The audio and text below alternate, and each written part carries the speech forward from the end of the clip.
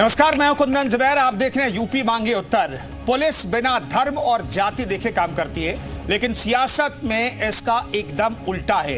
यहां जाति धर्म देखकर ही बयान दिए जाते हैं। अखिलेश यादव ने मिल्कीपुर चुनाव से पहले एक बार फिर पीडीए का राग अलापा है।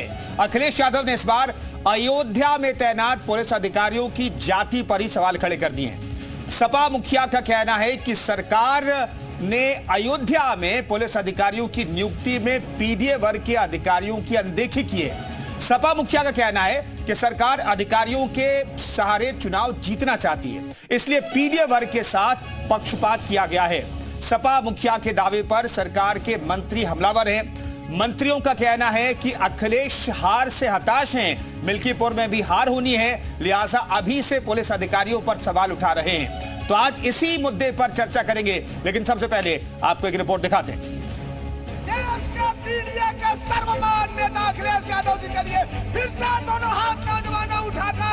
लोकसभा चुनाव में मिली सफलता के बाद समाजवादी पार्टी के मुखिया अखिलेश यादव बार बार पीडीए का जिक्र कर हर मंच से चुनावी समीकरण साध रहे हैं। मिल्कीपुर चुनाव से पहले सपा अध्यक्ष ने एक बार फिर पीडीए का तराना छेड़ा। सपा मुखिया का आरोप है सरकार पुलिस विभाग में भी पीडीए वर्ग के साथ पक्षपात कर रही है। सोशल मीडिया एक्स पर अखिलेश यादव ने 2 पोस्ट कर सरकार पर निशाना साधा। पहले पोस्ट में अखिलेश यादव ने लिखा है कि चुनाव आयोग मिल्कीपुर में बीजेपी सरकार के पक्षपाती अधिकारियों की नियुक्ति का संज्ञान ले और अपनी निष्पक्ष कार्यशैली की स्वस्थ परंपरा को सुनिश्चित करते हुए अपनी कड़ी निगरानी में चुनाव करवाए। इस पोस्ट के साथ ही अखिलेश यादव ने एक आंकड़ा भी शेयर किया, जिसमें अखिलेश ने बताया है कि अयोध्या में 19 पुलिस अधिकारी तैनात हैं, जिसमें सिर्फ 3 अधिकारी पीडीए वर्ग से हैं, यानी पीडीए अधिकारियों की हिस्सेदारी सिर्फ 15% है। अखिलेश यादव ने एक और पोस्ट शेयर किया, जिसमें अयोध्या के थानों में तैनात पीडीए समाज से आने वाले एसएचओ और एसओ का आंकड़ा बताया। सपा मुखिया ने सोशल मीडिया प्लेटफॉर्म पर जो पोस्ट किया है, उसके मुताबिक अयोध्या के थानों में 26 एसएचओ और एसओ तैनात हैं, जिसमें 6 एसएचओ एसओ पीडीए वर्ग से हैं, यानी पीडीए समाज से आने वाले एसएचओ एसओ की हिस्सेदारी 23% है। पीडीए को लेकर सपा मुखिया की इस आंकड़ेगिरी पर सरकार के मंत्री हमलावर हैं। देखिए, पीडीए का मतलब मुझे लगता है कि समाजवादी पार्टी की अगर मैं बात करूं तो पीडीए का मतलब है उनका परिवार डेवलपमेंट अथॉरिटी का वो है। बहरहाल मिल्कीपुर चुनाव से पहले अखिलेश यादव ने पीडीए का जिक्र कर सियासी दाव खेला। अखिलेश का ये दाव चुनाव में चल पाएगा या नहीं, ये तो 8 फरवरी के नतीजों में पता चलेगा। लेकिन सपा मुखिया की इस आंकड़ेबाजी पर सवाल खड़े हो रहे हैं, क्या पुलिस में भी पीडीए दिखता है? ब्यूरो रिपोर्ट, जी मीडिया। तो पुलिस अधिकारियों में भी पीडीए को तलाश रहे हैं अखिलेश यादव, और पीडीए के अधिकारी वहां पर अगर तैनात नहीं है उनके मुताबिक संख्या के हिसाब से, तो फिर वहां पर निष्पक्ष चुनाव नहीं हो सकता है। ये वही पार्टी है जिन्होंने डीजीपी को लेकर के भी सवाल उठाए। हाल ही में अमीक जबई है, समाजवादी पार्टी के नेता हैं, प्रवक्ता हैं, वो कह रहे हैं प्रशांत कुमार यानी कि डीजीपी जब तक रहेंगे तब तक फ्री एंड फेयर इलेक्शन नहीं हो सकता है। तो अखिलेश यादव पीडीए पर सवाल उठा रहे हैं, और अयोध्या में चूंकि मिल्कीपुर में चुनाव होने जा रहा है, तो यहां पर सवाल उठा रहे हैं। इससे जुड़े हुए कुछ सवाल है। अखिलेश यादव को पुलिस में भी क्या पीडीए दिखता है? सबसे महत्वपूर्ण सवाल है। पुलिस के बहाने सरकार पर निशाना साध रहे हैं क्या अखिलेश यादव? अधिकारियों पर सवाल और चुनावी चाल है क्या ये? पुलिस को लेकर के अखिलेश का दावा कितना मजबूत है? हालांकि आंकड़ों में देखें तो सच्चाई दिखाई देती है, लेकिन क्या सरकार इस आधार पर काबिलियत को दरकिनार करके सिर्फ पीडीए देखना चाहिए सरकार को कि पीडीए वर्ग से कौन आता है? क्या हर जगह पर पीडीए वर्ग के सभी अफसरों की तैनाती संभव है क्या, या क्या प्रैक्टिकल है? अपने आप में महत्वपूर्ण सवाल है। इसी के इर्द गिर्द आज चर्चा हमारी रहेगी। तमाम सवालों के जवाब हम तलाशने की कोशिश करेंगे। और क्या जो समाजवादी पार्टी पर बीजेपी के बड़े नेता मंत्री हमलावर हैं कि भाई हार की वजह तलाश रहे हैं तमाम समाजवादी पार्टी के नेता, ऐसा ही प्रयास तो नहीं किया जा रहा है अखिलेश यादव की तरफ से। हालांकि वो कह रहे हैं कि भाई ऐतिहासिक नतीजे होंगे, ऐतिहासिक चुनाव होगा, ऐसा उपचुनाव आज तक हुआ नहीं, ये ऐतिहासिक नतीजे होंगे, ये अखिलेश यादव कह रहे हैं। लेकिन साथ में पीडीए को तलाश रहे हैं पुलिस के अधिकारियों में भी। ये अपने आप में महत्वपूर्ण चीज है जिस पर चर्चा जरूरी है। तमाम मेहमान हमारे साथ इस पर बातचीत करने जुड़ रहे हैं। हमारे साथ अनूप सांडा साहब जुड़ गए। अनूप साहब, अधिकारियों में भी अगर आप लोग पीडीए तलाश रहे हैं तो बीजेपी वाले कह रहे हैं भाई आप लोग हार से डरे हुए हैं और इसलिए अभी से बहानेबाजी कर रहे हैं।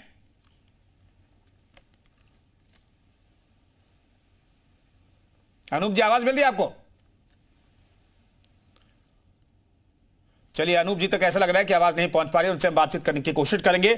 मिल्कीपुर में चुनाव होने वाला है और ऐतिहासिक चुनाव होगा, ऐतिहासिक नतीजे होंगे, ये अखिलेश यादव दावा कर रहे हैं। लेकिन अयोध्या में जिस तरीके से पुलिस अधिकारियों की तैनाती है उसमें पीडीए को तलाश रहे हैं। अधिकारी वर्ग पुलिस में जो अधिकारी हैं उनमें पीडीए से सिर्फ 3 आते हैं, 19 में से 3 आते हैं, 15% आंकड़ा बता रहे हैं वो। एसएचओ की बात करें और डीएसपी की बात करें तो उस हिसाब से देखिए 26 में से 6 पीडीए वर्ग से आते हैं, यानी कि कुल मिलाकर 23% उनका आंकड़ा बैठता है। तो अगर पीडीए वर्ग के अधिकारी वहां पर तैनात नहीं है तो क्या वहां पर फ्री एंड फेयर इलेक्शन नहीं हो पाएगा? अनूप सांडा साहब हमारे साथ जुड़े, उनसे फिर से बातचीत करने की कोशिश करेंगे। अनूप साहब, अधिकारियों में पुलिस के अधिकारियों में भी आप लोग पीडीए तलाश रहे हैं?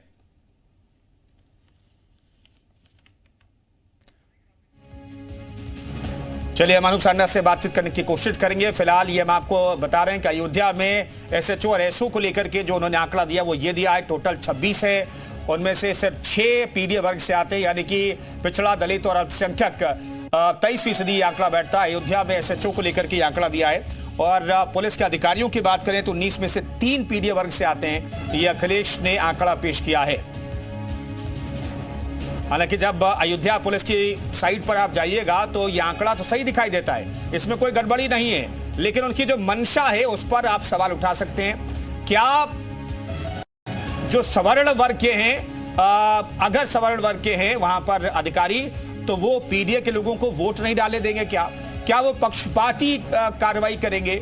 और सभी अधिकारियों की तैनाती को चुनाव आयोग भी देखता है, ऐसा नहीं कि चुनाव आयोग नहीं देखता है, किसकी तैनाती किस आधार पर हुई है चुनाव आयोग भी देखता है और उसमें रद्दोबदल तक किया जाता है, बड़े बड़े अधिकारियों को बदला जाता है चुनाव आयोग की तरफ से।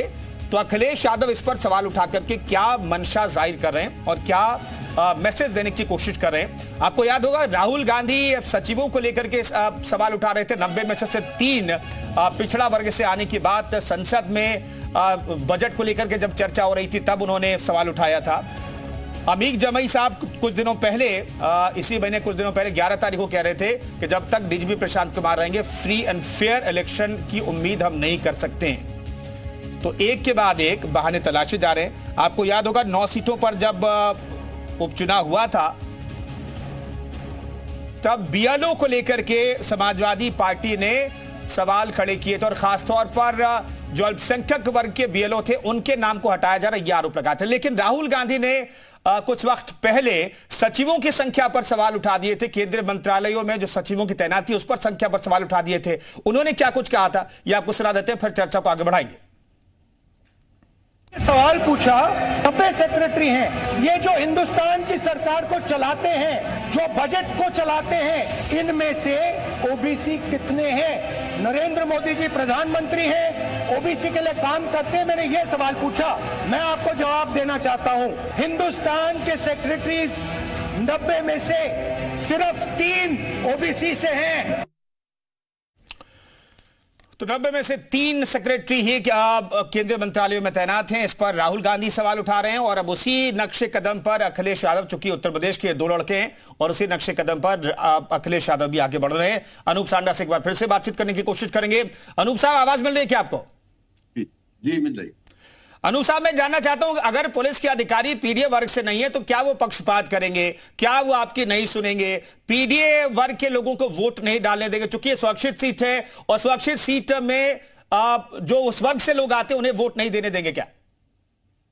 हम तो सरकार जो सबका साथ सबका विकास की बात करती है उसके ऊपर सवाल उठा रहे हैं। ये सरकार जो सबको बराबर की हिस्सेदारी देने की बात करती है, हम उसके ऊपर सवाल उठा रहे हैं। हम इस सरकार से ये पूछना चाहते हैं कि क्या पीडीए में उनको योग्य अधिकारी नहीं मिलते हैं? ये वही सरकार है जिस सरकार के माननीय मुख्यमंत्री जी ने विधानसभा में आरोप लगाया था कि 46 में से 56 यादव एसपीएम बना दिए थे अखिलेश यादव जी ने अपनी सरकार में। उसकी सूची तो नहीं दे सके, लेकिन हम उनका सूची दे रहे हैं। हम तो ये भी सवाल उठा रहे हैं कि उत्तर प्रदेश के जो विश्वविद्यालय हैं उनमें कितने कुलपति ऐसे हैं जो पीडीए से आते हैं? क्या पीडीए में उनको योग्य लोग नहीं दिखते हैं? तो अगर कोई पार्टी जो ये ढोंग और पाखंड करेगी कि वो सबका साथ सबका विकास वाली पार्टी है, सबको साथ लेकर के चलना चाहती है, और उस पार्टी के कृत्य जो होंगे वो पीडीए विरोधी होंगे, तो सवाल हम उठाएंगे और हमारा अधिकार है। अनूप सान्याल साहब, ये जो सवाल उठाया अखिलेश यादव ने, इसका मिल्कीपुर चुनाव से कोई लेना देना है कि नहीं है?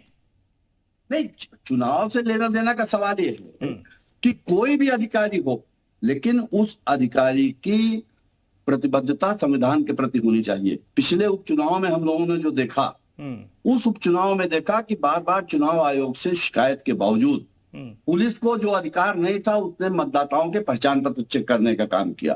कुछ स्थानों पर पुलिस के बड़े अधिकारियों ने पिस्टल लेकर के मतदाताओं को धमकाया और भगाया और दौड़ाया। आपके चैनल पे भी वो वीडियो चले। नहीं अनूप साहब, लेकिन हमने किस परिप्रेक्ष्य में वो पिस्टल निकाली गई, उसके बाद एक्शन में लिया गया, पुलिस अधिकारियों ने, पुलिस के जवानों ने जब वहां पर पहचान पत्र देखे तो उस पर भी कार्रवाई चुनाव आयोग ने की, वो भी तो आप बताइए अनूप सान्याल साहब। चुनाव आयोग ने कार्रवाई की, लेकिन आप मुझे बताइए कि क्या उन अधिकारियों का कृत्य अपनी मर्यादा के बाहर जाकर के नहीं था? उन्होंने अपनी सीमाओं को उल्लंघन नहीं किया? अगर उन्होंने सीमाओं को उल्लंघन नहीं किया था तो क्यों सरकार, चुनाव आयोग ने उनको निलंबित किया? ये सवाल हम उठाना चाहते हैं। हम ये सवाल उठाना चाहते हैं कि सरकार का पाखंड खुले। ये सरकार जो बार बार कहती है कि हम तो सबको साथ लेकर के चलना चाहते हैं, सरकार दरअसल जातिवादी सरकार। ये सरकार समाज में पीडीए का हक मारना चाहती है और इस बात को हम जनता के सामने लाना चाहते हैं। इसलिए हमने इस बात को एक आईना दिखाने का काम इस सरकार को किया। नहीं तो अनूप साहब, तो सरकार सभी जिलों 75 जिलों का आंकड़ा पेश कर देते तो ज्यादा बेहतर होता। आपने एक ही जिले का आंकड़ा पेश किया तो ज्यादा तस्वीर साफ हो जाती। अनूप साहब, मैं इस पर जवाब लूंगा, राजेश जी जुड़ गए चूंकि आपकी तो डिबेट लगातार मिल्कीपुर पे हो रही है। ठीक है, मुद्दा गर्म मिल्कीपुर की तो बात जरूरी, इसीलिए मैंने आपसे स्पेसिफिकली पूछा कि ये आंकड़े जो पेश किए गए, मिल्कीपुर उपचुनाव से जुड़ा हुआ कोई कनेक्शन है या नहीं इस आंकड़े में? तो आपने कहा हाँ, डायरेक्टली और इनडायरेक्टली है। राजेश चौधरी जी हमारे साथ जुड़ गए, उनसे मैं सवाल लेता हूं। राजेश साहब, ओबीसी और पीडीए का हक आप लोग क्यों मार रहे हैं? अखिलेश यादव आरोप लगा रहे हैं और अनूप सान्याल साहब यहां डिबेट में आरोप लगा रहे हैं। देखिए, अभी लोग विधानसभा के 9 सीटों के उपचुनाव होकर के चुके हैं, जिनमें से 7 सीटें भारतीय जनता पार्टी ने जीती हैं। इनको सामने हार नजर आ रही है, इसलिए अखिलेश यादव भूमिका बना रहे हैं, हताश हैं, निराश हैं, वो अपनी पराजय स्वीकार कर रहे हैं। वो समझ चुके हैं कि जनता में अब इनकी काट की हानि चढ़ने वाली नहीं है। जो परिणाम एक बार आया था वो परिणाम इनके सामने, अब उसके बाद जनता बदल रही है। ये जानते हैं कि मिल्कीपुर में बुरी तरह से हार होने वाली है, तो पहले ही भूमिका बनाना शुरू कर दो। ये तो वो लोग हैं जो ईवीएम पर ठीकरा फोड़ते हैं, जब जीत जाएंगे तब ईवीएम को, ये ईवीएम को नहीं देगा गाली, जैसे ही हारेंगे तुरंत ईवीएम को हैक कर देंगे। तो इनका जनता से कोई मतलब है नहीं, ये अपनी हार स्वीकार कर रहे हैं। अखिलेश यादव जी की हताशा, निराशा और हार का प्रतीक है। मिल्कीपुर की जनता ये जान चुकी है कि डबल इंजन की सरकार के साथ काम करना है। मिल्कीपुर का विकास तभी होगा जब वो भारतीय जनता पार्टी के साथ जुड़ेंगे। सरकार में भारतीय जनता पार्टी से सरकार बनने वाली है, बिगड़ने वाली तो है नहीं, एक चीज से जानते हैं वहां के लोग। तो प्रशासन पे ठीकरा फोड़ दो, आप भी कह रहे थे कि पिस्टल निकली। अरे भाई, इनको ये भी दिक्कत नहीं है, कौन नई समस्या इनकी क्या है? यदि वहां पर कोई रमेश पासी है, उसका आइडेंटिटी कार्ड चेक कर रहा है तो इनको कोई प्रॉब्लम नहीं है। जहां जाकिर का होगा, इस्माइल का होगा तो तुरंत इनको प्रॉब्लम हो जाएगी, नहीं इसका नहीं होना चाहिए। ये तुष्टीकरण की नीति अपनाने वाली पार्टी है, एक वर्ग विशेष की बात करने वाली पार्टी है। तो ये इनका हाल है और ये अपनी हार स्वीकार कर चुके हैं। इनकी बातों से ये सिद्ध हो रहा है। ठीक है, अनूप साहब बहानेबाजी कर रहे हैं क्या? पहले से ही कोई बहाना तलाश रहे क्या? बीजेपी के तमाम नेता ये कह रहे हैं। ये तो देखिए, राजेश जी अपने आप खुल गए। मुझे बड़ा ताज्जुब हो रहा था, अभी तक इन्होंने कुछ हिंदू मुस्लिम की बात नहीं की। इन्होंने जाकिर ऊपर बड़ा ऐतराज किया। क्यों जाकिर का वोट रोकते हो भाई? आपको क्या परेशानी है? क्या आपको लगता है कि आपको कोई चुनाव हरा देगा तो उसको वोट नहीं देने दोगे आप? हम हिंदुस्तान के हर नागरिक के मताधिकार को सुरक्षित रखना चाहते हैं, निष्पक्ष रखना चाहते हैं और चाहते हैं कि सरकार की प्रशासनिक मशीनरी किसी भी मतदाता को डराने, धमकाने और उकसाने का प्रयास न करे। इसलिए हम बोलते हैं, इनको बुरा लगता है लगे, क्योंकि इनको जहां नुकसान होता है, इनको जहां परेशानी होती है, तो अलोकतांत्रिक मानसिकता के लोग हैं। लोकतंत्र में इनका विश्वास नहीं, इनके आदर्श, इनकी विचारधारा के आदर्श तो हिटलर और मुसोलिनी रहे हैं। तो इसलिए इनको लोकतंत्र की रक्षा की बातों से, लोकतंत्र को मजबूत करने की बातों से हमेशा लगेगा कि विपक्ष मुद्दे को भटका रहा है। ठीक है, ऐसा ही बोलेंगे, लेकिन सच्चाई है इनसे। राजेश जी कुछ कहना चाह रहे हैं। अनूप साहब मैं लौटता हूं, थोड़ा राजेश जी भी लेट से जुड़े हैं, हमारे साथ अंशु जी भी जुड़ गए, उनके पास जाऊंगा, लेकिन राजेश जी कुछ काउंटर करना चाह रहे थे, जल्दी से राजेश जी। वोट डालने और न डालने की तो बात ही नहीं की मैंने, तो केवल आधार कार्ड चेक करने की बात की, पहचान चिन्ह चेक करने की बात की। अरे भाई, कोई बाहर का व्यक्ति बूथ में कुछ जाएगा, कौन चेक करेगा? वहां की जो टीम है लोकल में, वो टीम चेक करेगी। आपको रमेश बासी का चेक करने में दिक्कत नहीं है, आपको उसी का चेक करने में मतदाता का पहचान पत्र जांच करने का अधिकार है? हाँ या ना बता दीजिए। क्या मतदाता का पहचान पत्र जांच करने का अधिकार है चुनाव आयोग के निर्देशों के अनुसार? इसको साफ कर दीजिए, हाँ या ना बोल दीजिए। नहीं, अनूप साहब जिन्होंने चेक किया उन पर तो कार्रवाई हो गई। चुनाव आयोग ने कहा कि भाई पुलिस के जवान नहीं आज मतदाता पहचान पत्र चेक कर सकते हैं। इसलिए कि चुनाव आयोग ने कार्रवाई, तो उन्होंने चुनाव आयोग के निर्देशों का उल्लंघन किया। यहाँ सवाल है उल्लंघन किया क्यों? निर्देश तक नहीं पहुंचे थे, या चुनाव आयोग के निर्देशों के ऊपर प्रदेश सरकार के निर्देश ज्यादा भारी पड़ गए थे? केवल इसलिए लेकिन इस सरकार को इस जवाब देना चाहिए कि उसके अधिकारी निलंबित हुए क्यों? ठीक है, मर्यादा वाली इस मर्यादित सरकार के नहीं भाई, नियम को जो फॉलो नहीं करेगा निलंबित होगा। चुनाव आयोग बहुत सख्त है। चुनाव आयोग, अगर आप कह रहे हैं पीडीए के इतर जो सवर्ण वर्ग के जो यहाँ पर पुलिस के अधिकारी हैं वो भी अगर गलती करेंगे तो उन पर भी एक्शन होगा। चुनाव आयोग सबको एक तरीके से देखता है, पीडीए नहीं दिखता चुनाव आयोग को, सवर्ण नहीं दिखता, अल्पसंख्यक नहीं दिखता चुनाव आयोग को। अगर गड़बड़ करेगा तो कार्रवाई होगी। अंशु अवस्थी साहब, आपके नेता सचिवों में पिछड़ा वर्ग देखते हैं और अब यहां पर पुलिस के अधिकारियों में उसी नक्शे कदम पर आगे बढ़ते हुए आपके सहयोगी यूपी के 2 लड़कों की जो बात हो रही है, दोनों लड़के एक ही ट्रैक पर चलते हुए दिखाई दे रहे हैं, वो पीडीए तलाश रहे पुलिस के अधिकारियों में। देखिए, इसका जवाब तो भारतीय जनता पार्टी को देना चाहिए। बहुत गंभीर विषय है, ये छोटी बात नहीं है। एक तरफ भारतीय जनता पार्टी दिखावा करती है पिछड़ों के विकास का, पिछड़ों के आगे होने का। प्रधानमंत्री जी जब अपनी कैबिनेट लाते हैं तो हर एक मंत्री के आगे लिखा जाता है कि उनकी जाति क्या है और वो किस वर्ग से आते हैं, पिछड़े से आते हैं या अगड़े से या किससे आते हैं। लेकिन मुझे आप बताइए, अगर ये सवाल है तो इसका जवाब तो भारतीय जनता पार्टी को देना पड़ेगा, क्योंकि पिछड़ों को लेकर बीजेपी की नीयत साफ और स्पष्ट नहीं है। सामाजिक न्याय की बात हो रही है, जाति जनगणना की बात हो रही है, भारतीय जनता पार्टी उस पर जवाब नहीं देती है। ये बीजेपी के लोग रोना रोते हैं, अपने मंत्रियों की लिस्ट दिखाते हैं, लेकिन जब जाति जनगणना की बात होती है, जब आम पिछड़े की बात होती है, तब बीजेपी के नेता बोलते नहीं। तो क्या सिर्फ भारतीय जनता पार्टी के मंत्री, नेता, विधायकों को मलाई खाने के समय ही पिछड़ों की याद आती है? अगर उत्तर प्रदेश में ये हो रहा है तो इसका जवाब भारतीय जनता पार्टी को प्रमाण के साथ देना पड़ेगा। इस डिबेट में बहसबाजी से नहीं होगा। किसी भी सवाल का जवाब सवाल नहीं होता, ठीक है, उसको आपको तथ्यों के साथ देना पड़ेगा। देश का जो पिछड़ा है, उत्तर प्रदेश के जो पिछड़े हैं, वो उपेक्षित हो रहे हैं इस सरकार में, इसमें कोई दो राय नहीं। अगर भाजपा ये सफाई दे रही तो ये बता दे जाति जनगणना कब कराएंगे। ठीक है राजेश जी, कॉन्क्रीट जवाब दीजिएगा आप। अंशु अवस्थी साहब चाहते हैं कि भाई कॉन्क्रीट जवाब मिले इसका। देखिए, देश के प्रधानमंत्री पिछड़े समाज से आते हैं, मध्य प्रदेश के मुख्यमंत्री मोहन यादव जी पिछड़े समाज से आते हैं, हरियाणा के मुख्यमंत्री शुरू कर दिया जो मैंने अभी आपसे कहा था। अब भाजपा के नेताओं के पिछड़े होने से आम आदमी के पिछड़े, आम पिछड़ों से क्या फायदा हुआ? आम पिछड़ों को कौन सा लाभ मिला, उस बात से मुझे बताइए। सुनिए, जाति जनगणना पर मौन साथ लेते हैं, चुप हो जाते हैं आपके प्रधानमंत्री। ठीक है अंशु अवस्थी साहब, मैं दोबारा आपको मौका दूंगा। अंशु अवस्थी साहब, आवाज एक ही व्यक्ति की जा पाती है, इसलिए अंशु अवस्थी साहब सुन लीजिए। राजेश जी ने आपकी पूरी बात सुनी बिना कुछ रोके टोके, तो सुन लेते हैं, उसके बाद फिर मौका दूंगा आपको। देश के उपराष्ट्रपति धनगर साहब पिछड़ा समाज से आते हैं। मैं जाति जनगणना की बात कर रहे थे, हमारे मित्र हैं अंशु अवस्थी जी। मैं इनको केवल एक प्रश्न कहूंगा, इनके मिर्ची लग जाएगी, आप राहुल गांधी की जाति बता दो ना, कौन जाति है वो? फिरोज खान का नाती कौन जाति है, जरा बता दीजिए ना। अपने आप से शुरुआत करिए। मैं कहता हूं आप अपना फॉर्म भेजिए ना भर करके कि राहुल गांधी की जाति है, फिरोज खान किस जाति के थे, उनका नाती राहुल गांधी इस जाति का शुरू करिए ना। आप केवल राजनीति करेंगे। और आपने क्या किया पीडीए के लिए? आपने क्या पीडीए के लिए कहिए? पीडीए के आदमी को देश का प्रधानमंत्री बनाएंगे, विपक्ष का नेता बनाया आपने?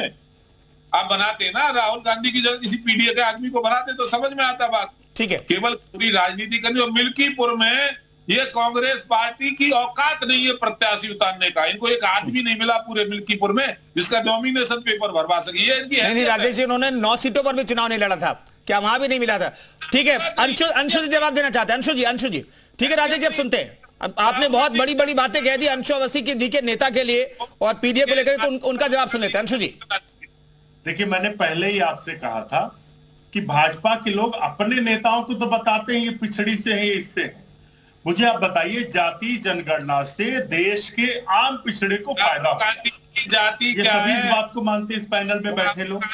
हम उस जाति जनगणना के पक्ष में, उस पर भारतीय जनता पार्टी जवाब नहीं देती। शांत हो जाइए राजेश भाई, आप अच्छे प्रवक्ता हैं, दूसरे की बात को भी सुनिए। के सामने में आप प्रश्न आम पिछड़े की बात करिए, आम गरीब की बात होती है, आम शोषित वंचित की बात होती है, भारतीय जनता उस पर बोलती नहीं। हम तो ये पूछते ना कि जाति जनगणना आप कम कराएंगे। देखिए भाई, मैंने तो आपकी बात सुनी थी, हल्ला गुल्ला। नहीं राजेश जी, अब अंशु जी की आवाज, अंशु जी को बोलने दीजिए ना, फिर मैं दूंगा आपको मौका। राजेश जी, अंशु जी जल्दी से बात खत्म कीजिएगा। हमारे साथ राजीव रंजन जी भी जुड़ गए। राजेश जी ने वही बात की जो मैं कह रहा था कि ये सिर्फ अपने नेताओं की जाति बताएंगे, लेकिन देश के आम पिछड़े को जब फायदा होने की बात जाति जनगणना के माध्यम से आती है, उस पर इनको साफ सूंघ जाता है। अपने मंत्री, प्रधानमंत्री सबको गिना दिया इन्होंने। मुझे आप बताइए, राहुल गांधी की आप जाति पूछ रहे हैं, लेकिन जो पिछड़े हैं, जो अपनी जाति कह रहे हैं कि हमारी जाति की गणना कराओ, जाति जनगणना कराओ, उनकी जाति की जात क्यों नहीं पूछते आप? हम तो कहते हैं देश के आप पिछड़े की जाति पूछिए, उनकी कराइए जाति जनगणना, क्यों नहीं कराते आप? ठीक है, आपकी सरकार है, हम आपके साथ खड़े हैं, कराइए जाति जनगणना, कराएंगे, जवाब दीजिए।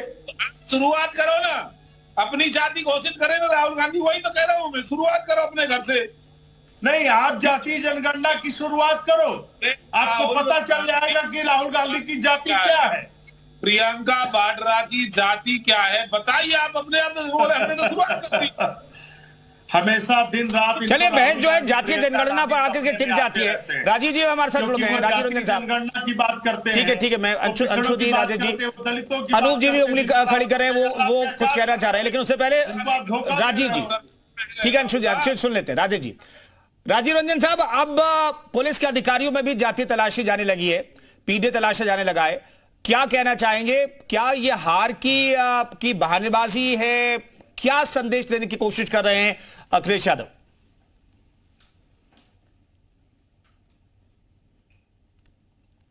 राजीव जी, आपकी आवाज नहीं आ रही, अनम्यूट कीजिएगा प्लीज। आजादी के 75 साल बीत गए, हम डायमंड जुबली मना रहे हैं आजादी की, या उससे भी आगे हैं। संविधान में आरक्षण की व्यवस्था इस आधार पर की गई थी कि अगर कोई पिछड़ा है, कोई जिसको कि उचित प्रतिनिधित्व नहीं मिला है, उसको 10 वर्षों में, 20 वर्षों में एक समाज के एक पार लेवल पर लाने की कोशिश की जाएगी और एक समाज बनेगा। आज 75 साल बाद आजादी के बार बार हमारे नेता जाति जनगणना पे क्यों चले जाते हैं? सवाल है कि पूरे देश के विकास की बात होनी चाहिए कि नहीं होनी चाहिए? जाति जनगणना के सहारे कुछ राजनीतिक दल अपना अस्तित्व तलाश रहे हैं। उनको लगता है कि समाज को जातियों में बांटो, जातियों में समाज बटेगा तो हमको वोट मिलेगा। लेकिन ये 2025 का भारत है, भारत इससे बहुत आगे निकल चुका है। अब ये राजनीतिक सवाल है, जाति जनगणना होगी कि नहीं होगी, बीजेपी तय करे, विपक्ष तय करे। मेरी राय में जाति जनगणना केवल एक समाज को बांटने की और बांट के वोट लेने की साजिश। ठीक है, अनूप साहब जवाब दीजिए। अनूप साहब, मैं लेकिन चाहता हूं कि ये डिबेट को अब हम मिल्कीपुर सेंट्रिक रखें तो बेहतर होगा। मिल्कीपुर से इस आंकड़े में जो कहा कि पुलिस के अधिकारी में 15% और एसएचओ में सिर्फ 23% है, आखिर इसके पीछे मिल्कीपुर उपचुनाव का क्या कनेक्शन है? इसमें कनेक्शन, इसके पहले तो मैं राजीव रंजन जी ने एक बात कही, भाजपा के मित्र एक बात कही, उस पर मैं कुछ कहना चाहता हूँ। राजीव रंजन जी ने कहा कि देश में आरक्षण की बात नहीं होनी चाहिए, पूरे देश के विकास की बात होनी चाहिए। बहुत अच्छी बात कही। लेकिन राजीव रंजन जी तो बहुत विद्वान व्यक्ति हैं। जरा सोच करके देखें कि अगर इस देश की 85% आबादी आर्थिक सामाजिक दृष्टि से निचले पायदान पर रहेगी और 15% लोग संपन्नता और वैभव के शिखर पे रहेंगे। अरे अनूप जी, ये बात कब तक चलेगी? ये बात कब तक चलेगी? आप क्यों विचलित हो रहे हैं? आजादी के हो गए, क्यों ये बात विचलित हो कब रहे तक हैं? चलेगी? समाज को बांटने की साजिश कर रहे हैं, ये बात कब तक चलेगी? मेरिट की बात करिए ना, मेरिट की बात करिए। आपने बोला तो मैंने नहीं टोका। अब आपको क्यों मेरा केवल एक बात है कि मेरिट की बात करिए। मुझे अपनी बात कहने दीजिए, बीच में मत बोलिए। नहीं अनूप जी, तो वैलिड सवाल है ना। 75 साल में उस 50% के आरक्षण का अगर कोई फायदा आप लोगों को नहीं दिखता है तो क्या गारंटी है कि जातिगत जनसंख्या के बारे में पता करने के बाद जो आरक्षण की व्यवस्था होगी उसका फायदा मिल जाएगा? अनूप जी देखिए, ऐसा हो ये होगा सरकारों की नियत। कुंदन जी, हमको जरा मौका दीजिएगा जवाब देने का। ठीक है जी, क्योंकि ये भारतीय जनता, देखिए एक बात ये समझने की है कि भारतीय जनता पार्टी जिस राष्ट्रीय स्वयंसेवक संघ की मूल विचारधारा से की उत्पत्ति है, वो विचारधारा वर्ण व्यवस्था को यथाशक्ति कायम रखना चाहती है और समाज में जिन वर्णों को सामाजिक दृष्टि से उच्च स्थान प्राप्त था, संपत्ति ज्यादा प्राप्त थी, उनके उस स्तर को बना करके रखना चाहती है और पिछड़ों को, पीडीए को वो सेवक के तौर पे रखना चाहती है। इसलिए इस सरकार में सवाल महत्वपूर्ण हो जाता है। ठीक है, थोड़ा कम वक्त, थोड़ा कम है, अनुसार छोटा रखेंगे क्योंकि राजीव जी आपको काउंटर जवाब देना चाह रहे थे, तो राजीव जी को मैं मौका दे रहा हूं। राजीव जी जल्दी से। हमारा एक सवाल कुंदन जी, अनूप जी से है। दो जो बड़े हिंदी भाषी राज्य हैं उसमें योगी आदित्यनाथ से पहले एक राजनाथ सिंह फॉरवर्ड सीएम हुए, लगातार पिछड़ों के मुख्यमंत्री उत्तर प्रदेश में रहे, बिहार में रहे, कांग्रेस की सरकार रही, तो इतने दिनों में पिछड़ों का क्यों नहीं भला हुआ? आज जब चुनाव करीब आते हैं तो केवल पिछड़ों की बात करके समाज को बांटने की जो साजिश की जाती है, हमारा इस पे सवाल है। ठीक है अनुज जी, जल्दी से राजेश जी से मैं एक सवाल लूंगा जल्दी से। राजीव रंजन जी ने जो बात की, मैं तो ये सवाल करना चाहता हूँ कि क्या वो इस बात को स्पष्ट करें कि क्या वो आरक्षण की व्यवस्था की समाप्ति की तरफ इशारा कर रहे हैं? और अगर ये बात कर रहे हैं, बिल्कुल नहीं कर रहे, आप आरक्षण बढ़ाने की बात कर रहे हैं। नहीं, वो तो पूछ रहे हैं कि भाई मौजूदा आरक्षण का फायदा आखिर क्यों नहीं मिला, जिस पर आप सवाल उठा रहे हैं। राजेश जी, कोई क्या मंशा है आप लोगों की? ठीक है, मैं आता हूँ, फिर मूल सवाल पे आता हूँ। राजेश चौधरी साहब, ये क्या मंशा है आप लोगों की? सरकार की कुछ मंशा खास है क्या कि अयोध्या में पीडीए का प्रतिनिधित्व बहुत नहीं है, तो इसके पीछे सरकार की आप लोगों को मंशा है क्या? राजेश जी देखिए, अखिलेश यादव जी के पीडीए का मतलब है परिवार डेवलपमेंट अथॉरिटी, इसके अलावा कुछ नहीं है। कितने सांसद जीत करके आए पीडीए के, बताए ना जरा, सब अखिलेश जी के परिवार से आए। कितने विधायक जीत करके आए, एक अभी उपचुनाव जीत करके आए। राजेश जी आंकड़े पढ़ लीजिए, इतना बगैर तैयारी का मत आया कीजिए। कोई मतलब नहीं है पीडीए से, केवल को कैसे आगे बढ़ाया जाए ये इनका केवल मकसद है, इसके अलावा ये कुछ नहीं चाहते। क्या किया इन्होंने पीडीए के लिए साहब? ये तो लोकतंत्र की हत्या करने वाले लोग हैं। देखा ना 1996 का 97 का क्या हुआ था चुनाव में, रातों रात सरकार कल्याण सिंह जी की किसने गिराई थी? इन्होंने गिराई थी, केवल इसलिए कि लोकसभा का चुनाव चल रहा था। ये लोकतंत्र की बात करेंगे। भारतीय जनता पार्टी सर्व समाज की पार्टी है, भारतीय जनता पार्टी सर्वग्राही पार्टी है, एक कार्यकर्ता की पार्टी है। हर आदमी ये महसूस करता है, हर जाति का हो, हर धर्म का हो, हर क्षेत्र का हो, कि बीजेपी हमारी पार्टी है। ये तो परिवारवादी पार्टी है, प्राइवेट लिमिटेड पार्टी है साहब। इनको क्या जवाब दिया जाएगा? किसी मीडिया का भला नहीं चाहते। मुझे कुछ कहना है। ठीक है, जल्दी से अनुप साहब छोटा जवाब। अभी इन्होंने कहा कि पीडीए के मात्र उनके परिवार के लोग जीत करके आए। मैं चुनौती देता हूँ इनकी जानकारी को। आप समाजवादी पार्टी के सेंसस 37 सांसदों की सूची निकाल लीजिए और उसमें से देख लीजिए कितने पिछड़े वर्ग से आए हैं। ये किस तरीके की बात करते हैं लोग? ये झूठी असत्यवादी विचारधारा, झूठ के दम पर झूठी को प्रचारित करने वाली विचारधारा, जिसके माननीय मुख्यमंत्री जी सदन में बोल दे कि 46 आप कह रहे हैं कि पीडीए के सांसद नहीं आए हैं। पीडीए में जितने यादव जीते वो किस परिवार के हैं? आप क्या तैयारी करके आए हैं? नहीं सांडा साहब, तो राजीव जी कह रहे हैं भाई जितने यादव जीत के आए एक ही यादव परिवार से हैं। यादव जीते क्या? सवाल राजेश जी का है, सवाल राजेश जी का है, जवाब राजीव जी क्यों दे रहे हैं? ये तो राम और श्याम पिक्चर चलने लगी। ठीक है अंशु साहब अगर पीडीए का कोई अधिकारी नहीं, ठीक है राम श्याम मत बताइए, ठीक है मैं आ रहा हूं। अंशु साहब अगर पीडीए का कोई अधिकारी नहीं है तो अधिकारियों की ईमानदारी पर क्या पूरा विपक्ष सवाल खड़े करेगा? अगर पीडीए वर्ग से कोई अधिकारी की तैनाती नहीं है तो पीडीए को वोट डालने से रोकेगा, पक्षपातपूर्ण रवैया अख्तियार करेगा। यह किस तरह की मानसिकता है विपक्ष की? देखिए, वोट डालने से रोकेगा ये बात का विषय है। पहला विषय ये है कि जिस संविधान की शपथ भाजपा के नेताओं ने सरकार बनाते समय खाई है तो उनकी जिम्मेदारी है कि वो सोशल जस्टिस करें। उन्होंने संविधान की शपथ खाई और संविधान में सामाजिक न्याय की बात है। अगर आप सोशल जस्टिस हर एक क्षेत्र में नहीं कर रहे हैं, अगर अधिकारियों के बीच में आप एक सामंजस्य नहीं बना रहे हैं कि जो पिछड़े वर्ग के अधिकारी हैं, जो दलित हैं, जो अल्पसंख्यक हैं, उनको आप अगर नजरअंदाज कर रहे हैं, पिछड़ों को नजरअंदाज कर रहे हैं, दलितों पर जब हत्या बलात्कार होता है तो आप अपराधियों बलात्कारियों का संरक्षण भाजपा में होता है, ये सब देख रहे हैं, सामने तमाम से प्रमाण है। तो आपके साथ आप उस संविधान की शपथ की अवहेलना कर रहे होते हैं।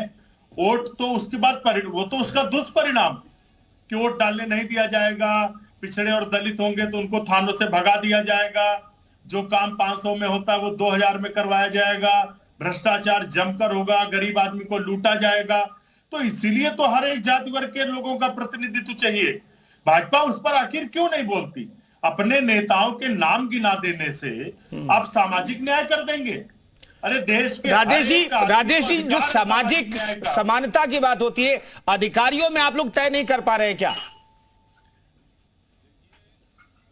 में बैठे हुए लोग सरकार का संचालन करते हैं, प्रशासन का संचालन करते हैं। अब इनको वो हजम बात हो नहीं रही है ना। नेता बना देना गलत है क्या? आप बना दीजिए किसी को, राहुल गांधी की जगह क्यों नहीं बना देना? जाति बताएंगे और न किसी दूसरे को बनाएंगे। आपको किसी ने रोका है क्या? हम गौरव के साथ कहते हैं कि हमने पीडीए, जो इनका पीडीए पिछड़ा वर्ग के लोगों को बहुत महत्वपूर्ण जगहों पर रखा हुआ है। आज डिप्टी सीएम कौन है उत्तर प्रदेश का? स्वतंत्र देव जी जल शक्ति मंत्री कौन है? वो पीडीए नहीं है क्या? वो इनको इंटरप्ट करूंगा। अरे भाई आप सरकार में कभी के बेटे राजवीर सिंह, सरकार में आएंगे तो लूट के बेटे संदीप सिंह, उसको पुष्टिकरण कराया पिछड़ा। फैक्ट्री में जो लोग हैं उन्हीं को आप पिछड़ा गाना गा रहे हैं। लाए किसी नए पिछड़े को आप। कल्याण सिंह जी के बेटे संदीप सिंह, राजवीर सिंह के बेटे संदीप सिंह, राजवीर जी के पिताजी कल्याण सिंह, कोई और पिछड़ा बाहर से ले आते? अनिल राजभर सत्यदेव सिंह जी के पार्टी का नाम बता दो ना। गिरीश यादव के प्रकाश राजभर, ये सामान्य परिवारों से नहीं आते हैं। चौहान, ठीक है, बहुत सारे नाम राजीव रंजन जी भी ले रहे हैं, लेकिन मेरे पास वक्त इतना ही था। बहुत बहुत धन्यवाद तमाम मेहमानों का चर्चा में शरीक होने के लिए। कुल मिलाकर के देखें तो अब पुलिस में भी अखिलेश यादव पीडीए तलाश रहे हैं, और पुलिस में नहीं, अयोध्या में जिन पुलिस अधिकारियों की, जवानों की तैनाती है उसमें भी, पुलिस अधिकारियों में भी पीडीए तलाश रहे हैं अखिलेश यादव। और इस पर आज हम चर्चा कर रहे थे, तमाम पक्ष को हम सुन रहे थे। अब आपको तय करना है कि पीडीए का क्या नेतृत्व जो है अधिकारियों में भी उतना ही होना चाहिए जितना समाज में है, या फिर सरकार खुद तय करती है, काबिल अफसरों को उनके जगह पर तैनाती करती है। फिलहाल इस खास पेशकश में इतना ही।